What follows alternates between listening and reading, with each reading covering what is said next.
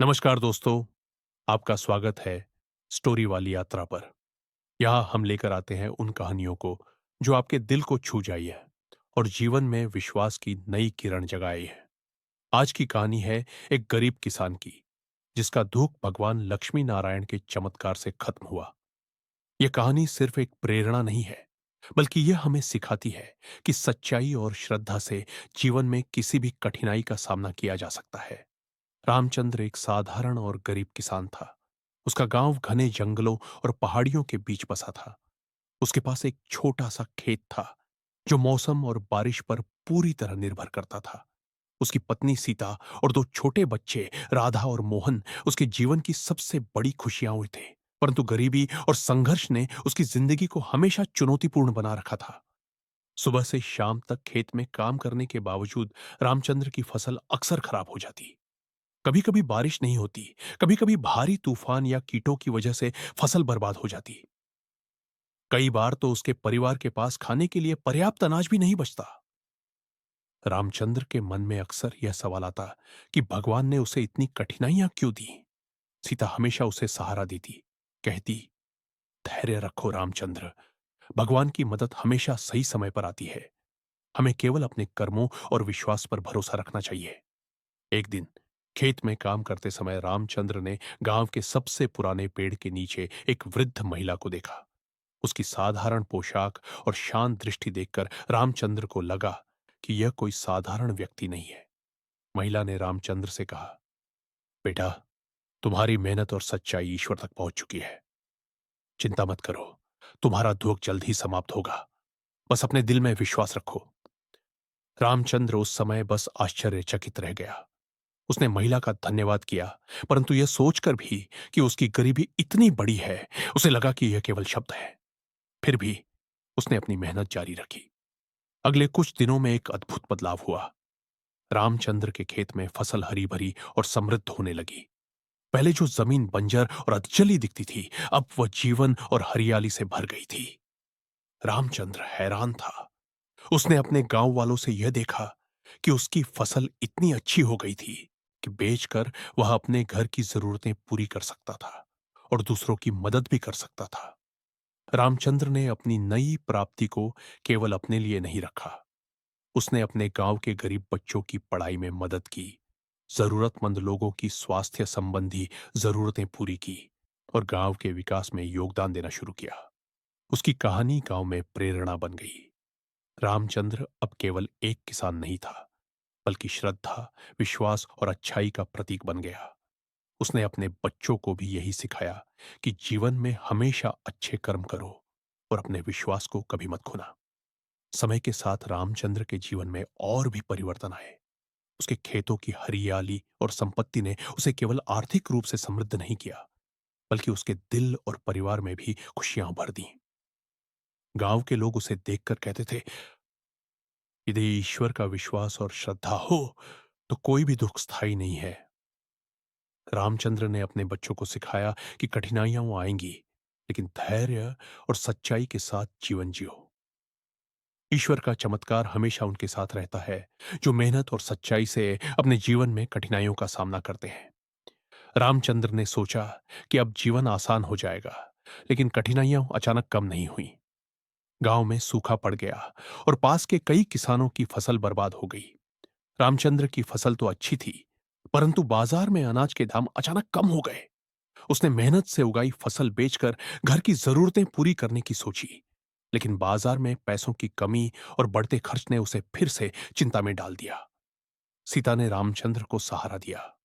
उसने कहा, रामचंद्र, जीवन में हमेशा सुख दुख आते रहते हैं। हमें ईश्वर पर विश्वास रखना चाहिए। हमारी मेहनत व्यर्थ नहीं जाएगी। रामचंद्र ने सीता की बात को मन ही मन मान लिया, लेकिन दिल में अभी भी डर और चिंता थी। एक रात जब रामचंद्र खेत के पास सोने गया, उसने आसमान में अजीब रोशनी देखी। धीरे धीरे उसने महसूस किया कि यह किसी साधारण रोशनी की तरह नहीं है। एक दिव्य स्वर आया, रामचंद्र, तुम्हारा दुख तुम्हारे धैर्य और सच्चाई के कारण समाप्त होने वाला है। बस अपने कर्मों और विश्वास को मत खोना। रामचंद्र की आंखों में आंसू आ गए। उसे समझ में आया कि यह वही चमत्कार था जिस बारे में वृद्ध महिला ने पहले कहा था। अगले ही दिन उसने गांव वालों को बताया कि किसी समय कठिनाइयां आएंगी, लेकिन ईश्वर हमेशा मदद करता है। गांव वाले उसकी बातें सुनकर उसे और सम्मान देने लगे। समय के साथ रामचंद्र के खेतों में फसल और भी समृद्ध होने लगी। हर दिन हरी भरी फसल, फल और अनाज उसके खेतों से निकलने लगे। वह केवल अपनी जरूरतें पूरी करने के लिए नहीं, बल्कि गांव के गरीब और जरूरतमंद लोगों की मदद के लिए भी इसे इस्तेमाल करने लगा। उसने गांव में कुएं बनवाए, बच्चों के लिए स्कूल का प्रबंध किया और कई गरीब परिवारों की आर्थिक मदद की। रामचंद्र के बच्चों राधा और मोहन ने भी अपने पिता से सीखा कि ईश्वर का चमत्कार हमेशा उन लोगों के साथ होता है जो धैर्य, मेहनत और सच्चाई से अपने जीवन में कठिनाइयों का सामना करते हैं। राधा और मोहन ने अपनी पढ़ाई जारी रखी और गांव के अन्य बच्चों को भी सिखाया कि कठिनाइयां स्थायी नहीं हैं। एक दिन रामचंद्र ने अपने खेतों में देखा कि एक बूढ़ा कौवा उसके पास बैठा है और अजीब तरीके से उसे देख रहा है। कौवा बोलता नहीं था, पर रामचंद्र ने महसूस किया कि यह भी भगवान का संकेत था। उसने अपनी पत्नी सीता से कहा, देखो, भगवान हर समय हमारे साथ है, हमें केवल उनका मार्गदर्शन पहचानना होता है।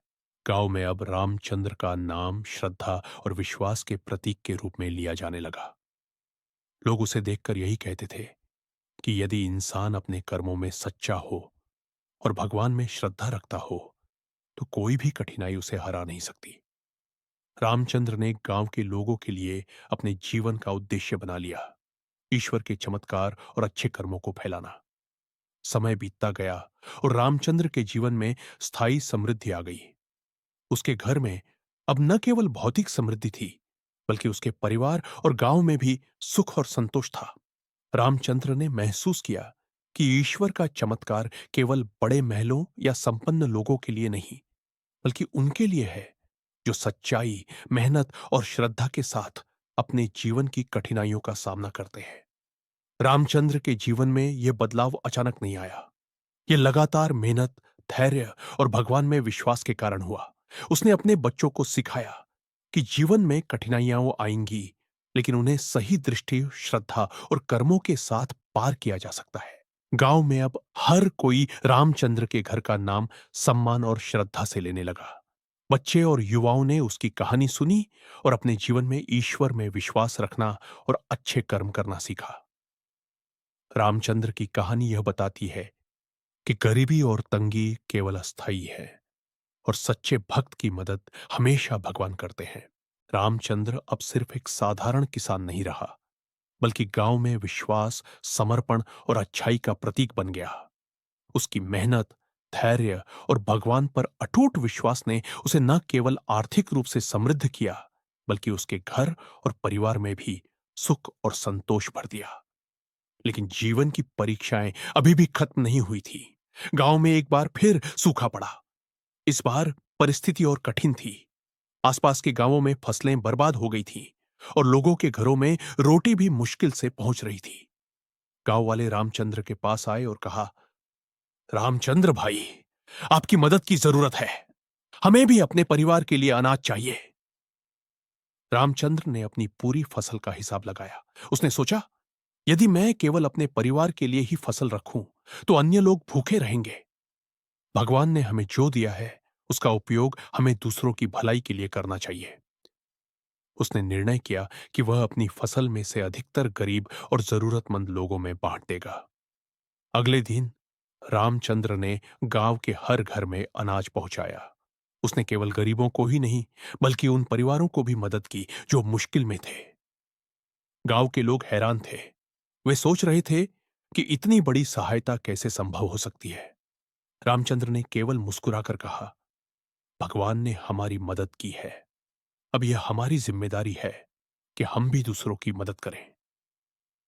रामचंद्र की इस करुणामय गतिविधि ने गांव में विश्वास और श्रद्धा को और भी मजबूत किया। लोग उसे देखकर सीखने लगे कि सच्चाई और अच्छे कर्म हमेशा फल देते हैं। रामचंद्र ने गांव के बच्चों को भी यह सिखाया कि केवल अपने लिए नहीं, बल्कि दूसरों के लिए भी जीना और मदद करना जीवन का सबसे बड़ा धर्म है। समय के साथ रामचंद्र का खेत और घर पूरी तरह से समृद्ध हो गया। उसका परिवार खुशहाल था राधा और मोहन अब पढ़ाई में भी अव्वल थे। सीता और रामचंद्र के बीच का प्यार और सम्मान और बढ़ गया। उनका जीवन अब केवल जीविका और संघर्ष का नहीं रहा, बल्कि आध्यात्मिक और नैतिक समृद्धि का प्रतीक बन गया। एक दिन रामचंद्र अपने खेत में बैठकर भगवान लक्ष्मी नारायण के लिए प्रार्थना कर रहा था। उसने महसूस किया कि यही वह चमत्कार था जो वृद्ध महिला ने कई साल पहले संकेत किया था। उसकी आंखों में आंसू थे, पर वे आंसू खुशी और कृतज्ञता के थे। उसने अपने बच्चों और गांव के लोगों से कहा, देखो, यह केवल मेहनत और सच्चाई के कारण ही संभव हुआ है। भगवान हमेशा मदद करते हैं, बस जरूरत है श्रद्धा और धैर्य की। गांव के लोग रामचंद्र को देखकर यही कहते थे, यदि आप ईश्वर में विश्वास रखते हैं और सच्चाई के साथ अपने जीवन में कठिनाइयों का सामना करते हैं, तो कोई भी दुख स्थायी नहीं है। रामचंद्र भाई इसका जीवंत उदाहरण है। रामचंद्र का जीवन यह साबित करता है कि गरीबी और तंगी केवल अस्थायी हैं।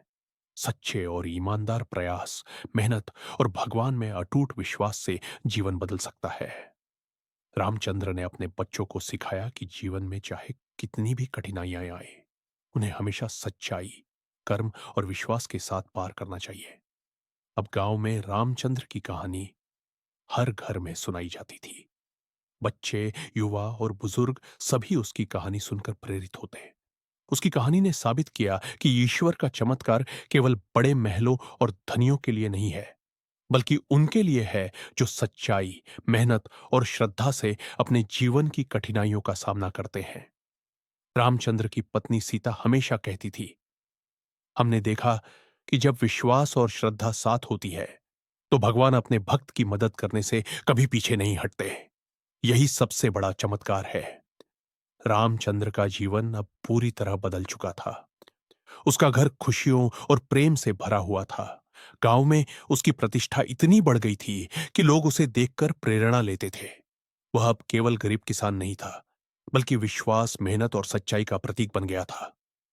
दोस्तों, यह कहानी हमें यही सिखाती है कि जीवन में कठिनाइयां आएंगी, लेकिन भगवान हर समय हमारे साथ होते हैं।